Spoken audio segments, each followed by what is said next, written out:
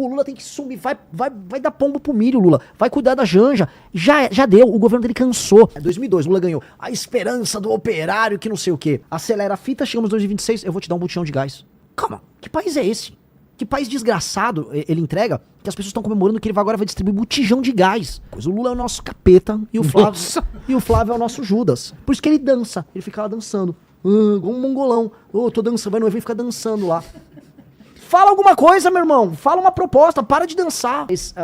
Veja, você quantos anos, Vilela? Eu, 55, faço 56. Tenho 42. Então, toda a nossa vida produtiva foi marcada por governos do Lula. A gente se tornou mais produtivo, a gente investiu nas nossas carreiras, a gente tomou as decisões como homens maiores de idade em um país governado basicamente por ele ou pela sucessora dele, pela Dilma. Eles venceram praticamente tudo de 2002 pra cá. E o Brasil não se tornou um país melhor. A gente viu o problema da violência aumentar. A gente viu o Brasil entrar num voo de galinha e cair. A gente viu os maiores escândalos de corrupção da nossa história se sucederem. A gente viu a gente se alinhar a um bloco internacional de nações que cometem os crimes dos mais diversos. A gente financiou a ditadura na Venezuela, a gente financiou a ditadura na África. A gente viu o início de discussões no Brasil sobre ódios interregionais. A gente viu o PT dividir o Brasil. A divisão que a gente tem no Brasil, falando, é o direito civil. Mentira, quem dividiu como política foi o PT. Foi a estratégia que o João Santana adotou com o Lula após o Lula ter o Bolsa Família, que aí ele ficou realmente hegemônico no Nordeste. O Lula ganhou em 2002 com um voto bem distribuído por toda a nação. Tinha voto no Sul, daí ele ganhou em São Paulo em 2002. Entendeu? Então, o PT, naquela época, fez essa escolha, ele dividiu o Brasil em dois. Então, o Lula fez tudo isso. O Brasil não se tornou um país grande. O Brasil se tornou um país que ganhou o apelido de anão diplomático. O Brasil perdeu todas as grandes oportunidades de se tornar uma das grandes nações da história. Se o Brasil tivesse feito as reformas de competitividade que a gente está falando em fazer, que eu comentei hoje num programa, durante o governo Lula nos anos 2000, o Brasil teria estourado, deslanchado. Se previdência, reforma administrativa, se reforma trabalhista, se, vamos dizer, o cuidado com a questão fiscal permitindo que os juros ficassem baixos, tudo isso acontecesse naquela época, o Brasil tinha infraestrutura, empresas se instalavam aqui, tinha complexidade, o mundo era outro. Não foi isso que aconteceu. O Lula vendeu a janta para pagar o almoço, ou seja, ele vendeu o nosso futuro para ele poder comprar os carguinhos dele, ganhar as eleições dele e a sucessora dele, a Dilma. Portanto, o Lula é o grande câncer da nossa geração. O Lula tem que deixar de existir do ponto de vista político. A memória política do Lula tem que ser esquecida. O Lula foi o grande desperdício geracional nosso. E o Lula também representa uma geração, os sonhos da geração dos anos 60, 70 no Brasil, meio de esquerda e tal, que não larga o nosso pé. Não larga, parece que a gente tem que viver o tempo todo o sonho daquela pessoa que assistiu o filme Ainda Estou Aqui, as brigas da ditadura militar, aquelas categorias de pensamento idiotas. O Lula tem que sumir, vai dar pombo pro milho, Lula. Vai cuidar da Janja. Já deu, o governo dele cansou. Ele mesmo tá cansado. Todo mundo percebe que o Lula já não consegue raciocinar direito. Ele tá cansado, ele tá sem energia. Esse homem sem energia, deprimido, cansado, que já não sabe qual é o projeto dele do Brasil, tanto que qual é a proposta dele? Pé de meia, vou te dar uma graninha pra você ir pra aula. Ir pra aula é obrigação.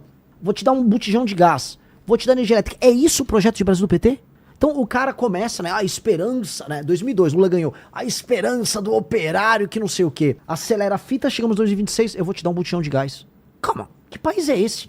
Que país desgraçado ele entrega que as pessoas estão comemorando que ele agora vai distribuir botijão de gás. Então, pô, é um projeto falido. O Lula tem que ser... Eu podia falar da corrupção do Lula, podia falar de tudo. Eu vou falar só de uma coisa. O projeto dele é essencialmente falido. E ele entregou uma geração inteira destruída. Não à toa que ele pegou um Brasil que hoje boa parte das pessoas vivem de assistencialismo. Ele pegou um país que ainda recebia um restinho de imigrante. Hoje o país exporta pessoas pro resto do mundo. Um país em que as facções criminosas ficaram poderosas. O Lula acabou com a nossa geração. É isso. A nossa geração no Brasil é uma geração que será para sempre marcada por ter sido a geração que foi destruída pelo Lula. Tem chance dele desistir? Se a direita estiver muito à frente, Tem. Você acha que ele corre o risco de perder e fala, putz, eu não vou terminar minha biografia assim? Tem. E aí mas ele não criou um sucessor, e aí? Mas aí, cara, ele bota no segundo turno, talvez, um Haddad ou um Camilo, talvez. Porque eu acho assim, pra quem rodou no Ceará, Maranhão, saiu até pesquisa Metrópolis que eu tava roubando o voto deles no Nordeste. Os filhos do eleitor do Lula no Nordeste não gostam do Lula. Os filhos do eleitor do Lula no Nordeste querem uma vida que vá além do vou receber uma bolsa, e o prefeito da cidade vai fazer um negocinho aqui e o Lula gosta da gente. As pessoas querem mais do que isso. E o Lula não tá entregando um horizonte disso. O que o Lula tá visando pra essa pessoa mais pobre, vamos supor, um rapaz que é entregador em Sobral, lá no Ceará.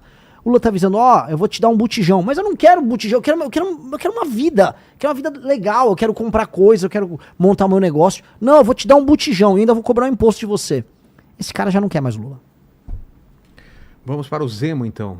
Por que não escolher o Zema como próximo presidente? Como eu te disse, é muito parecido com o Caiado no sentido de que ele não tem nenhum partido que de fato endossa ele.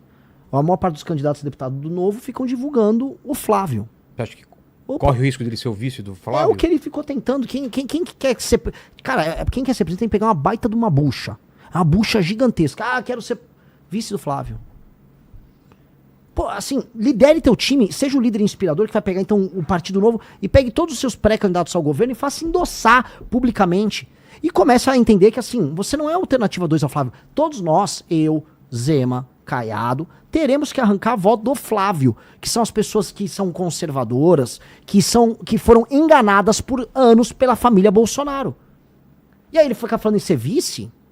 Vice? Por que adianta denunciar o STF se o cara que faz o acordo com o STF pra beneficiar o Banco Master, que é o Flávio, é tratado por ele como um cara normal? Não dá, cara.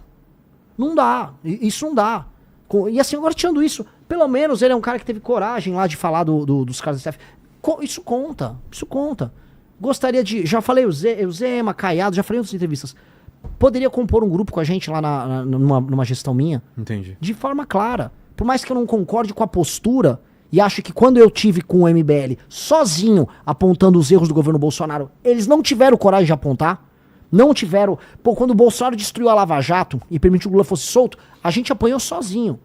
Por mais que tudo isso, não acho que ele é uma pessoa do mal. Mesmo, de maneira alguma. E finalizando, Flávio Bolsonaro. Por que não escolhê-lo? Eu já falei pra muita gente, o Lula, se a gente fosse fazer uma leitura, quase bíblica da coisa, o Lula é o nosso capeta e o Flávio é o nosso Judas. O Flávio é o nosso Judas, o Lula é o nosso capeta. Assim mesmo? Capeta e Judas? Se você fizer uma leitura muito simples, mas o Lula é o nosso inimigo natural. É o cara que não é Jesus não, né? Graças a Deus não, nem posso. Pelo amor de Deus, eu sou apenas um homem olhando ali, né, a traição da causa e o inimigo direto. Tentando e se organizando para não ser refém do traidor. O Flávio é, por excelência, o traidor. O Flávio é um cara que, enquanto eu tava lutando pelo impeachment da Dilma Rousseff, ele tava ganhando dinheiro lá com a Copenhagen, né? Ele tava fazendo as coisas que ele fazia no gabinete dele, que a gente sabe que é, porque ele mandou parar a operação. Primeiro, ele anulou as provas do COAF, obtendo uma decisão com o Dias Toffoli. Vai ver se o Flávio fala mal do Dias Toffoli. E depois, praticamente obtendo um foro especial para cuidar do caso dele, que era um caso que envolvia alergia, ou seja, se livrando com a ajuda do STF, com uma decisão do Gilmar Mendes. Vai ver se ele fala mal do Gilmar Mendes. O Gilmar Mendes, que teve um irmão dele apoiado pelo pai dele, o Jair, quando concorreu para prefeito no Mato Grosso. Aí, ajuda a destruir a Operação Lava Jato através da CPI, do enterro da CPI da Lava Toga. Apoia a maior parte das nomeações dos ministros do STF ligados ao petismo agora. O primeiro foi o Zanin. Fez o que fez agora na CPI do Banco Master.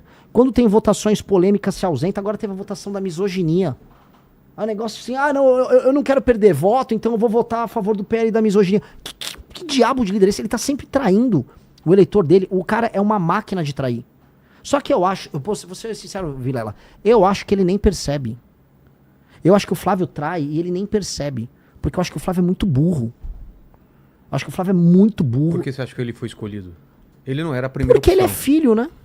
Porque ele tem a marca. Não, o Tarcísio e a Michele. Não, pera, o Tarcísio não é da família Bolsonaro. Sim. Aí eles não iriam abrir fora da fazia sentido? Pra eles? Pra família? Eu vou botar um cara que não é da família, aí esse cara leva o meu voto e me deixa aqui de escanteio. A família Bolsonaro, é o Jair Renan, que não é... E o Carlos, que não são pessoas bem do ponto de vista... Que não estão bem do ponto de vista cognitivo. Eu não vou ficar falando tantos caras. O Eduardo tá lá nos Estados Unidos, querendo ser um líder mundial de nada, lá comemorando que tarifou o próprio país. Aí o Flávio tava aqui. Eles não construíram um partido, eles não construíram um bloco político coeso, eles não construíram nada. Pô, a gente montou um partido, eles não. E aí, então, quando você não monta nada, você depende só do teu nome, da sua intenção eleitoral, que é o nome do Jair Bolsonaro, que tem um recall grande. Então o Flávio falou, eu vou dar isso pro Tarcísio? Não, vamos ficar pra família. E honestamente, é uma das poucas decisões racionais que eles tiveram ali. Porque senão ele ia ser comido, ele ia ter a base política dele comida pelos outros. Só que ele não foi aceito como líder. O Nicolas tá em rebelião contra ele, a Michele Bolsonaro também. Ela falou alguma coisa? Eles vivem brigando nos bastidores, mas brigando, tem inúmeras matérias. O clima entre eles é tenso, houve brigas no Ceará. Aí eles vão colocando assim, o Carluxo vai concorrer a senador por Santa Catarina. Aí os bolsonaristas de Santa Catarina não concordam. Eu tava lá, ninguém tava curtindo essa ideia do Carluxo sair em Santa Catarina. Até porque se o Carluxo quisesse ajudar o pai, ele ia concorrer em outro estado, onde ele poderia tirar um senador de esquerda, um senador do centrão e entrar ele. Não no lugar em que eleger 2 senadores pró-Bolsonaro. Então não tinha sentido. Então é uma lógica de traição, de usar as pessoas, de pouca inteligência. E aí eu falo, eu quero ser de um país que vai ser uma das 5 maiores nações do mundo. Que não apenas, assim, não vai se contentar em não ser o Lula. Que é o que o Flávio não fala. Falou, nós vamos tirar o PT daí. Tá bom, mas o que isso quer dizer? Tirar o PT é importante, mas o que nós seremos? Ele não tem plano nenhum. Ele vai publicamente falar, não tenho plano nenhum. Te trai o tempo todo, te traiu semana passada pela destruição da CPI do Banco Master. E aí não confia que ele tem um plano? Nem ele tem um plano. Ele avisou, eu não tenho um plano. Ele avisou em todos os lugares, não vou falar nenhuma proposta. Pô, um cara que nem tem coragem de falar que tem a proposta, não pode ser pré-candidato. Não pode, cara. Isso é uma não candidatura. Por isso que ele dança. Ele fica lá dançando. Igual um mongolão. Tô dançando, vai no evento e fica dançando lá. Fala alguma coisa, meu irmão. Fala uma proposta. Para de dançar. É Por isso. falar em dança.